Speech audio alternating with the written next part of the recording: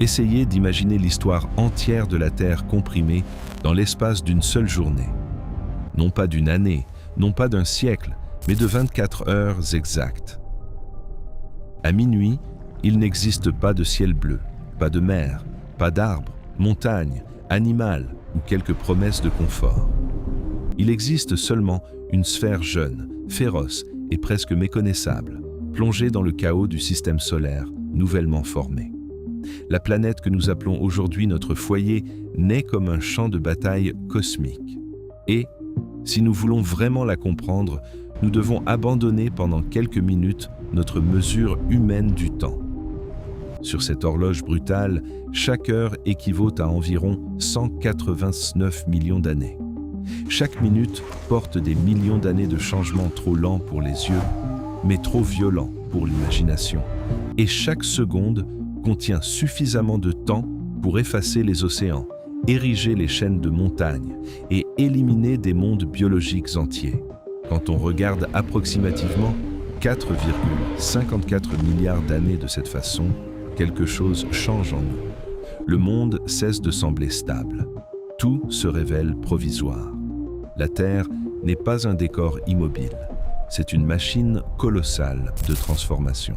À 0 heure précise, la surface de la planète est un océan de roches fondues, du magma partout, des impacts incessants, des gaz toxiques s'échappant de l'intérieur en jets violents.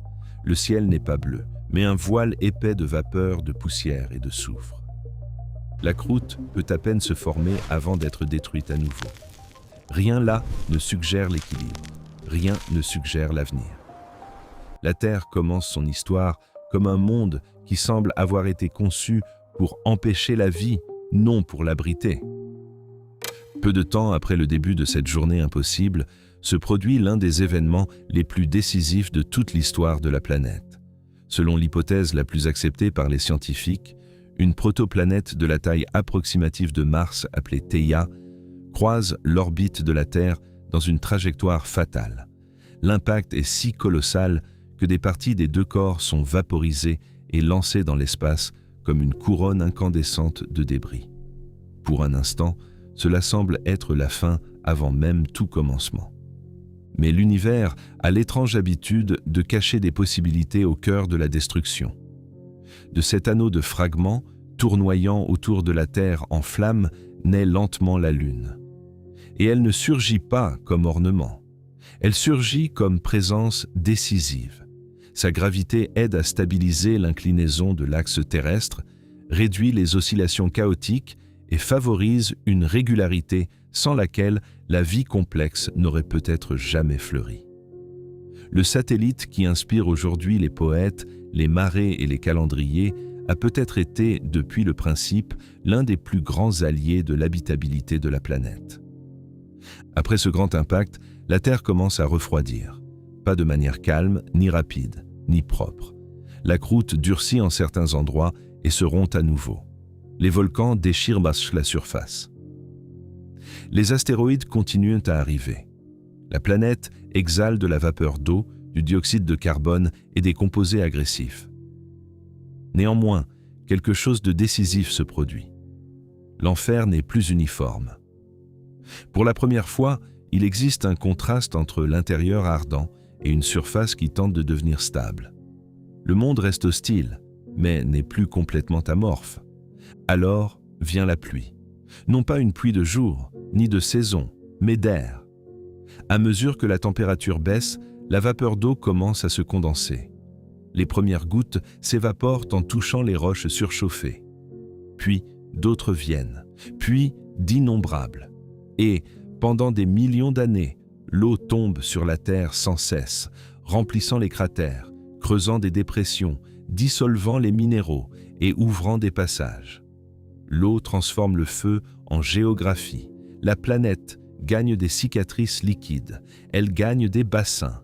Elle gagne une mémoire. Quand cette horloge avance dans les premières heures de la madrugada, les océans primitifs occupent déjà de vastes portions de la surface. Mais ne vous imaginez pas des plages sereines ou des mers transparentes. Ces océans antiques sont sombres, acides, riches en fer dissous et entourés de paysages volcaniques nus. le ciel est encore dense, rougeâtre, suffocant. Néanmoins, cela représente un saut monumental. Pour la première fois, la Terre possède de l'eau liquide persistante, une croûte relativement stable et des sources d'énergie chimique partout. Le décor n'est pas encore prêt pour la vie, mais il l'est pour la possibilité de la vie. Au fond de ces océans, loin de la lumière, la croûte se rompt et libère la chaleur de l'intérieur de la planète. Surgissent les sources hydrothermales, les cheminées noires lançant dans l'eau une soupe minérale bouillante. Dans ces contrastes extrêmes de chaleur, de pression, de salinité et de chimie, la Terre commence à répéter l'un des miracles les plus improbables de l'univers. Il n'y a pas de témoin. Il n'y a pas d'éclair sacré. Il y a répétition, hasard, persévérance et temps en abondance. Et, parfois, cela suffit pour que surgisse quelque chose de nouveau. Peut-être que c'est là la première grande leçon de la planète. La vie n'est pas née dans un monde confortable. Elle est née dans un monde cassé, instable et presque impossible. Ce n'était pas un luxe produit par la paix, c'était une conquête arrachée au chaos. La Terre s'éveillait lentement, encore brutale, encore violente, encore en construction. Et, sous le silence de ces mers antiques, quelque chose de microscopique et décisif commençait à bouger. À mesure que l'horloge se rapproche de 4 heures du matin, la planète semble encore morte pour tout regard pressé. Il n'y a pas de forêt, pas d'ailes, pas de rugissement. Seulement de l'eau sombre, un ciel lourd et un horizon minéral. Mais l'apparence trompe. L'univers adore cacher ses plus grandes révolutions là où personne ne penserait à chercher. Et, dans ce monde sans beauté familière, la plus extraordinaire de toutes les révolutions était sur le point de se produire à l'échelle microscopique. Dans les profondeurs de l'océan, les molécules simples ont commencé à se combiner en arrangements de plus en plus complexes. Le carbone, l'hydrogène, l'oxygène, l'azote et les minéraux circulaient dans un laboratoire naturel sans repos. Ce n'était pas un seul instant magique. C'était une succession presque infinie de tentatives. Presque toutes ont échoué. Presque toutes ont disparu. Mais l'une de ces combinaisons a trouvé un avantage absurde, la capacité à maintenir sa structure assez longtemps pour se copier. Et, quand quelque chose se copie, l'histoire change de catégorie. C'est ainsi que surgissent les premiers organismes unicellulaires. Invisibles, fragiles, silencieux, mais portant déjà le secret qu'aucune montagne et aucun océan ne possédaient, la reproduction avec variation. À partir de ce point, la Terre cesse d'être seulement de la géologie et devient aussi de la biologie. Tout être vivant qui marcherait, nagerait, volerait, chasserait, penserait et aimerait sur cette planète descend, en dernier ressort, de cette victoire microscopique sur l'inertie. L'ancêtre commun premier ne paraissait pas grandiose. Il paraissait n'être rien. Et, pourtant, il portait tout. Cependant, le progrès fut lent à un point qui humilie notre hâte moderne. Pendant des heures entières de cette horloge, équivalente à plus d'1 milliard d'années, la vie demeura petite. Les bactéries ont dominé la planète presque seules, sans yeux, sans nerfs, sans ambition visible. Elles exploraient la chimie, survivaient à l'extrême, adhéraient aux roches et occupaient des niches invisibles. Si quelqu'un s'attendait à des monstres marins, des forêts ou quelque forme de spectacle, il serait déçu. La vie a passé un temps immense à perfectionner le basique avant de rêver au complexe. Puis, à un moment de l'après-midi géologique long, une lignée de micro-organismes a réalisé une audace capable d'altérer le destin de la planète. Au lieu de dépendre uniquement des composés chimiques de l'environnement, ces cellules ont commencé à utiliser la lumière du soleil pour produire de l'énergie. Émergeait la photosynthèse. Les cyanobactéries, discrètes et révolutionnaires, ont transformé la surface des mers en usines biologiques. Et, en même temps que la nourriture, elles ont produit un sous-produit qui, pour la plupart de la vie existante, était toxique, l'oxygène. Ce qui soutient aujourd'hui nos poumons fut, pendant longtemps, du poison. L'oxygène réagissait avec tout. Il faisait rouiller le fer dissous dans les océans. Il endommageait les anciennes structures cellulaires. Il se répandait comme une menace chimique inédite. Quand le grand événement d'oxygénation a commencé, il y a environ 2,4 milliards d'années, ce n'était pas seulement un changement atmosphérique, c'était une transformation planétaire provoquée par la vie elle-même. Pour la première fois, des organismes altéraient le monde à une échelle si profonde qu'ils détruisaient une grande partie des formes de vie qui les précédaient. Bien avant les humains, la Terre connaissait déjà le pouvoir biologique de remodeler l'environnement et de prélever un prix brutal pour cela. Avec l'accumulation d'oxygène, une autre conséquence dramatique a surgi. Le méthane, important pour maintenir la planète au chaud, a été réduit. La température mondiale s'est effondrée. Et la Terre s'est plongée dans certains des épisodes climatiques les plus extrêmes de son histoire. De grandes glaciations ont avancé au point que la planète s'est presque transformée en une sphère blanche, réfléchissant la lumière solaire de retour vers l'espace et approfondissant davantage le froid. Les océans gelés, les paysages cristallisés, un monde presque immobile. La vie, encore une fois, a été poussée au bord de la disparition. Mais disparaître n'a jamais été une langue que la vie acceptait facilement. Sous les couches de glace, près des régions volcaniques et dans les environnements chimiquement actifs, les micro-organismes ont persisté. Ils ont attendu. Ils ont résisté. Et la géologie elle-même finirait par libérer la planète du gel extrême. Les volcans ont continué à lancer du dioxyde de carbone. Sans pluie suffisante pour le retirer efficacement, le gaz s'est accumulé dans l'atmosphère. L'effet de serre s'est renforcé, la glace a reculé, les océans ont respiré à nouveau. La Terre a émergé du blanc absolu, comme celui qui se réveille d'un coma profond. Après cela, est venu un intervalle immense, relativement stable et trompeur. En surface, peu semblait se passer. Mais, à l'échelle microscopique, une révolution silencieuse était en train de mûrir. Dans une mer antique, une cellule en a englouti une autre et, par un hasard extraordinaire, ne l'a pas digérée. Au lieu de cela, les deux ont commencé à coopérer. La cellule interne offrait l'énergie, la plus grande offrait la protection. De ce partenariat improbable sont nées les mitochondries et, avec elles, les cellules complexes. Un accident biologique a ouvert la voie à toute la vie sophistiquée qui viendrait ensuite.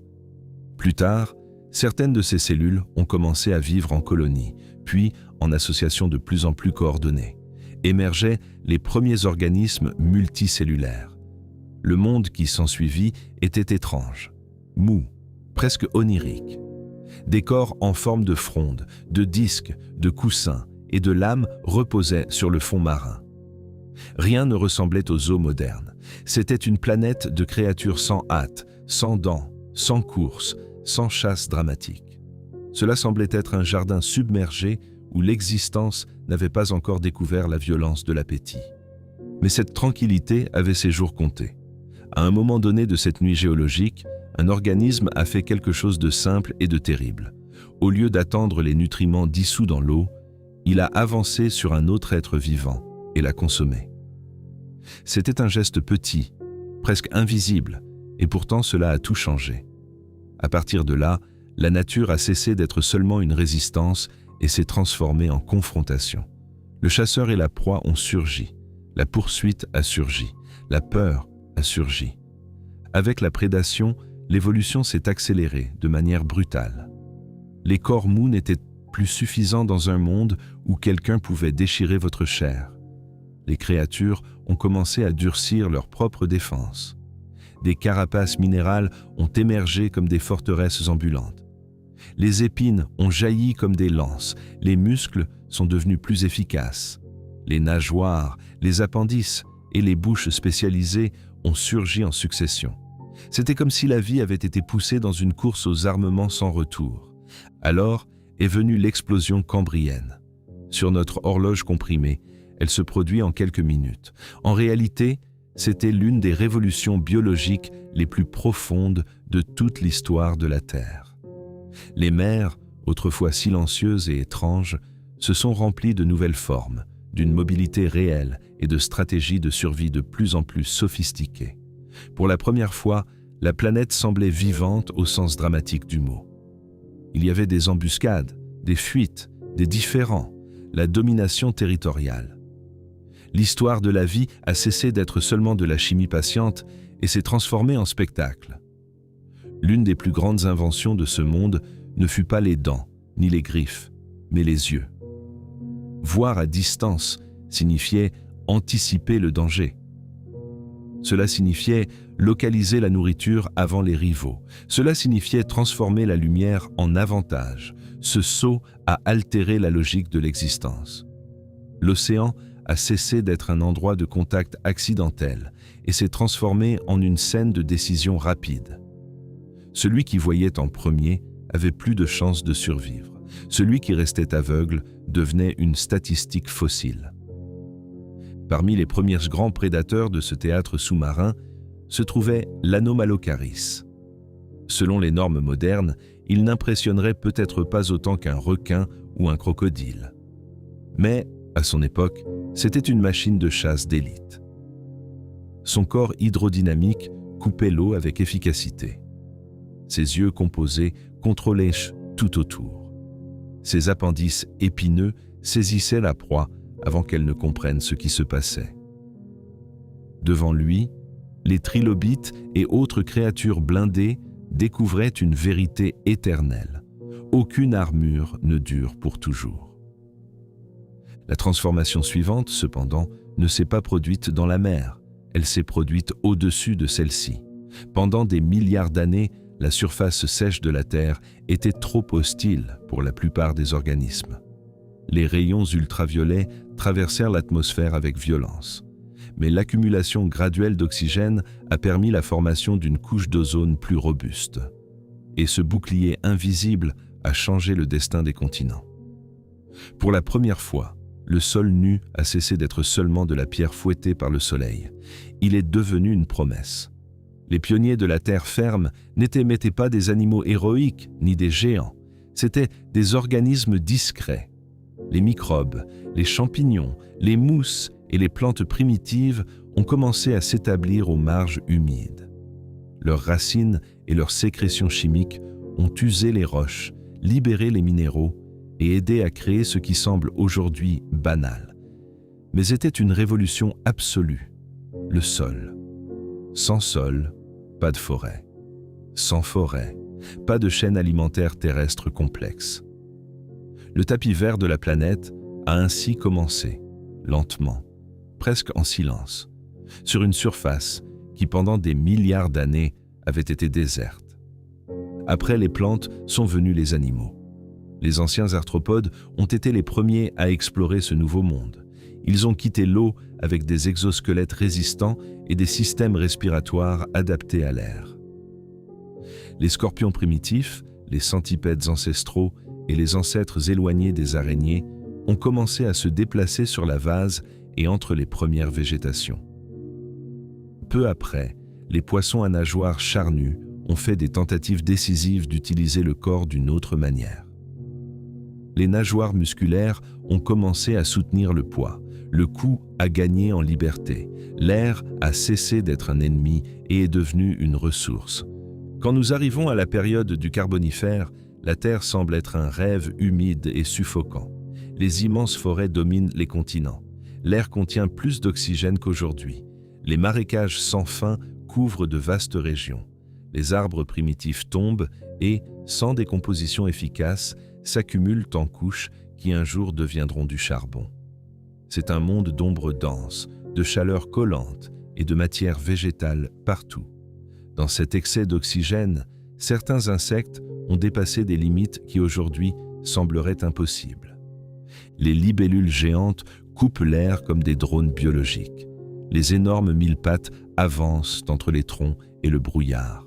Tout semble exagéré, comme si la nature elle-même avait agrandi l'échelle de certaines expériences. Mais, comme tant de fois avant, l'apogée cachait l'effondrement. Sous la croûte de la planète, les forces profondes s'accumulaient. La stabilité du Carbonifère commençait à faiblir. Et, Pendant que la nuit géologique avançait, la Terre s'approchait de la plus brutale extinction en masse de toute son histoire. À la fin de la période du Permien, la planète a appuyé sur la gâchette de sa plus grande tragédie. D'énormes fissures se sont ouvertes dans la région que nous appelons aujourd'hui la Sibérie, et de là a jailli du magma pendant un temps presque inconcevable. Ce n'était pas une éruption isolée, c'était une hémorragie géologique. Les gaz à effet de serre ont inondé l'atmosphère, les océans se sont réchauffés, ont perdu l'oxygène et sont devenus toxiques. La pluie s'est acidifiée, les écosystèmes entiers se sont effondrés en chaîne. À notre échelle de 24 heures, cela se produit rapidement. Dans la vie réelle, c'était un massacre lent, prolongé et presque absolu. Les mers, qui pendant des ères avaient soutenu la majorité de la diversité de la planète, se sont transformées en pièges sans air. Sur Terre, les forêts sont mortes, les rivières se sont asséchées et les espèces les plus fragiles ont disparu en premier. Puis sont venues les résistantes, puis presque toutes les autres. La grande extinction de la fin du Permien a effacé l'écrasante majorité de la vie marine et a gravement ravagé la terre ferme. La Terre ne s'est pas vidée, mais elle s'est rendue méconnaissable, comme si la planète avait retourné la table et forcé l'évolution à recommencer avec ce peu qui en restait. Seulement que la nature, même quand elle semble vaincue, est en train d'organiser l'acte suivant. Parmi les survivants se trouvaient de petites créatures, discrètes et efficaces. Les reptiles primitifs, ancêtres des futurs dominateurs, et les lignées humbles qui plus tard donneraient naissance aux mammifères. Pendant un temps, le monde était un chantier de ruines. Mais les ruines sont des opportunités quand presque tous les concurrents ont disparu. Les niches vides sont des invitations.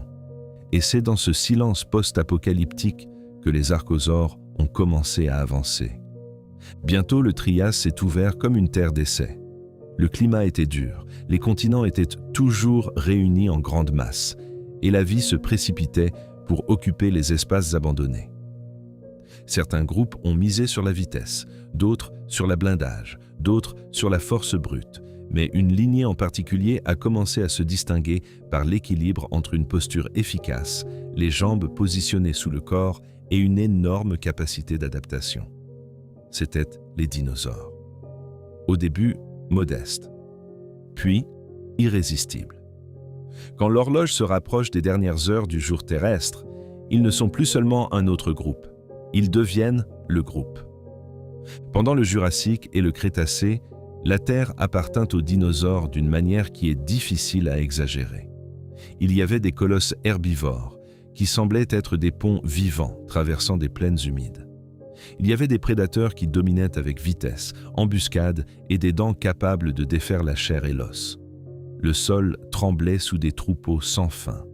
L'air était coupé par des reptiles volants gigantesques. Les mers cachaient des chasseurs monstrueux.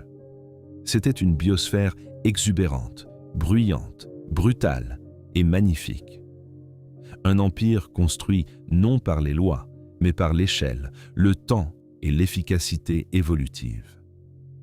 À la fin de cet empire, ont surgi certains des noms les plus légendaires de la préhistoire. Les Triceratops, avec leurs boucliers osseux, les Hadrosauridés, en troupeaux immenses, et, au-dessus de tous dans l'imaginaire humain, le Tyrannosaurus Rex. Il n'était pas seulement grand, c'était l'incarnation de la puissance animale. Sa tête semblait être un outil de démolition. Sa morsure écrasait, son corps entier était un argument d'autorité biologique. Si l'histoire de la Terre était un film, le T-Rex serait le roi qui entre en scène quand le public croit déjà avoir tout vu. Mais la chute de cet empire ne viendrait pas d'un rival terrestre, elle viendrait du ciel.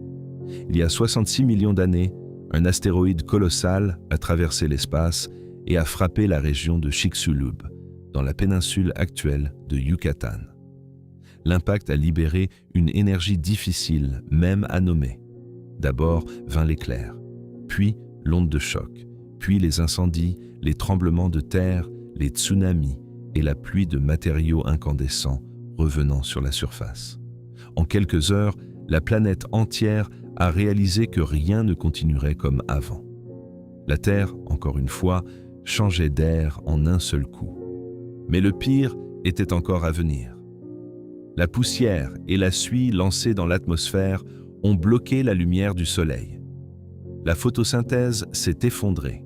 Les plantes sont mortes. Les géants herbivores ont perdu la base de leur propre existence. Et, quand ils sont tombés, les grands carnivores sont tombés peu après. Le T-Rex n'a pas été vaincu par un prédateur plus féroce. Il a été vaincu par l'effondrement de la chaîne alimentaire. Le froid a augmenté. La faim s'est propagée. La longue nuit de l'impact a éteint les géants et a ouvert l'espace aux petits. Encore une fois, l'humilité a vaincu la grandiosité. Dans les terriers, sous les racines, entre les restes et les graines, ont survécu de petites créatures poilues et au sang chaud. Les mammifères n'ont pas hérité d'un monde facile. Ils ont hérité d'une planète traumatisée. Mais ils avaient des avantages silencieux. Ils grandissaient rapidement, mangeaient de tout, protégeaient mieux leurs petits et conservaient la chaleur. Quand la poussière est tombée et la lumière est revenue, ils ont émergé du sous-sol vers une planète pleine de postes vacants. En des millions d'années, ils se sont diversifiés dans toutes les directions. Certains sont retournés à la mer et sont devenus des baleines. D'autres ont gagné en vitesse dans les plaines. D'autres ont développé la force, les cornes, les crocs et des cerveaux plus polyvalents. Et, au milieu de cette multiplication, sont apparus les primates. Dans les forêts, les mains capables de saisir les branches et les yeux orientés vers l'avant ont fait toute la différence. Mais le destin de notre lignée ne serait pas écrit seulement parmi les arbres. Les changements climatiques et tectoniques ont redessiné l'Afrique. Les forêts ont reculé, les savanes ont avancé, et certains primates ont été poussés sur le terrain ouvert, où presque tout était une menace. Sans griffes, sans crocs impressionnants, sans vitesse de champion, ils semblaient en être un pari risqué de la nature. Seulement qu'ils ont commencé à marcher droit, libérant les mains, et les mains libres changent l'histoire. Les mains ont commencé à porter, à lancer, à façonner et à fabriquer. Les outils ont surgi.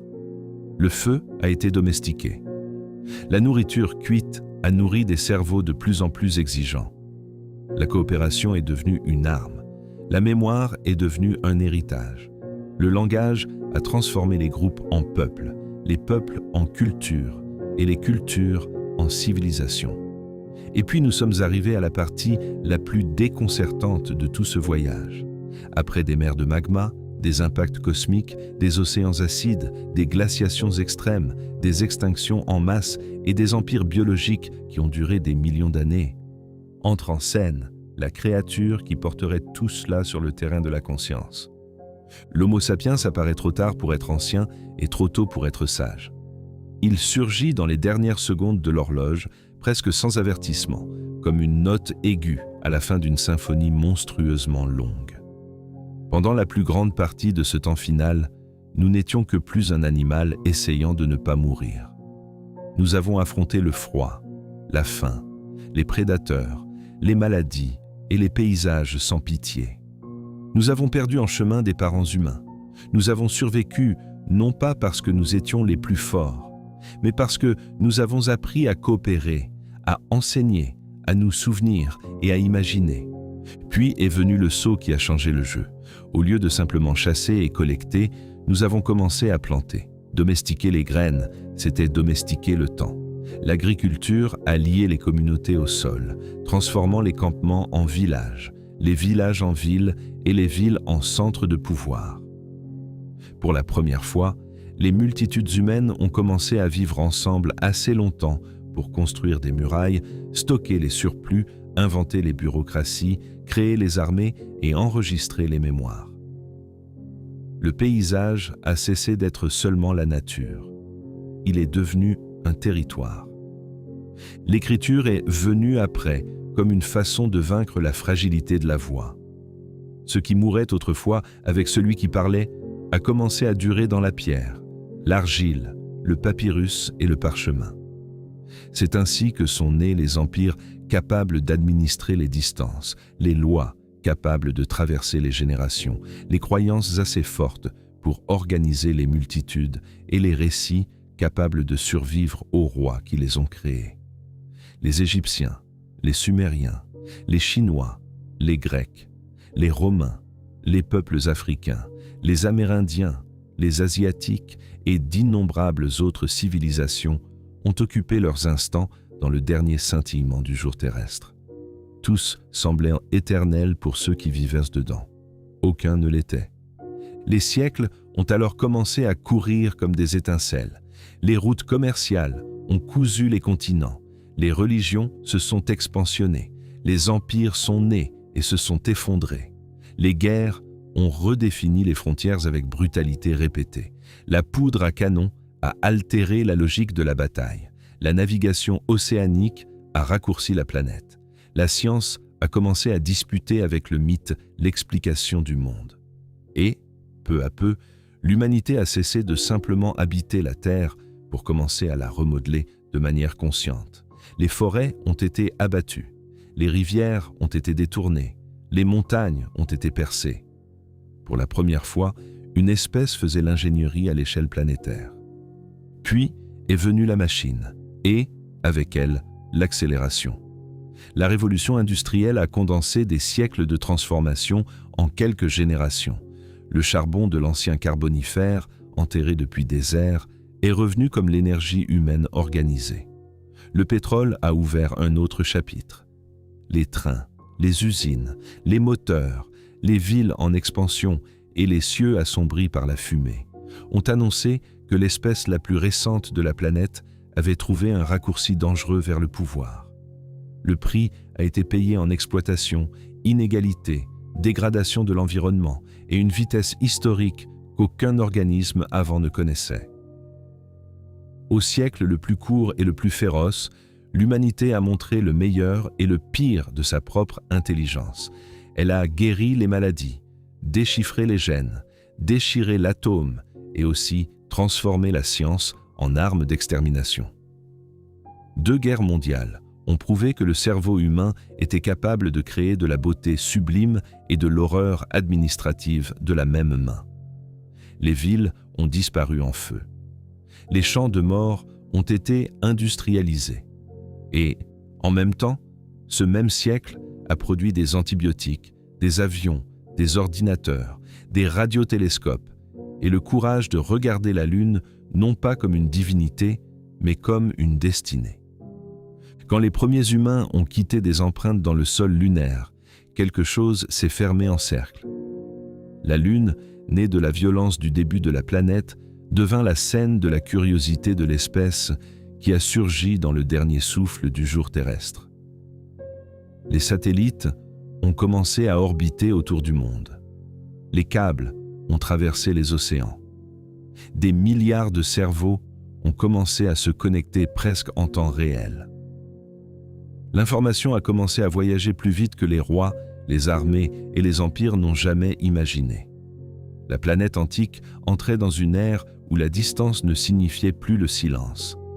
Et c'est ici que l'histoire devient vraiment inconfortable. Parce que toute la civilisation humaine, de la première plantation au siècle numérique, entre dans une fraction presque ridicule de la dernière seconde. Un clignement, un réflexe, un bruit final dans l'immense durée géologique. Et, pourtant, dans cet intervalle microscopique, nous avons altéré le climat, acidifié les océans, enlevé les forêts, éteint les espèces et propagé le plastique, le béton, les métaux et la radiation comme une signature. Nous sommes trop petits pour l'orgueil cosmique, mais assez puissants pour faire semblant d'innocence. Peut-être que c'est là la vraie morale de ce voyage. La Terre n'a pas besoin de nous pour continuer à être la Terre. Elle a déjà survécu aux astéroïdes, aux volcans continentaux, aux gels quasi totaux et aux extinctions qui ont fait disparaître des royaumes entiers. Mais nous avons désespérément besoin d'elle. Nous avons besoin de sa bande étroite de température, de son eau liquide, de son atmosphère fine, de ses cycles délicats. et de la rareté de la stabilité que des milliards d'années ont pris pour construire. Si nous oublions cela, nous ne serons qu'une autre couche brève dans la roche du temps. Si nous nous en souvenons, peut-être serons-nous la première espèce à comprendre sa propre responsabilité avant sa propre disparition. Merci d'avoir regardé. Et peut-être que la bonne question maintenant n'est pas combien de temps la Terre aura encore, mais ce que nous ferons avec l'instant qu'elle nous a prêté.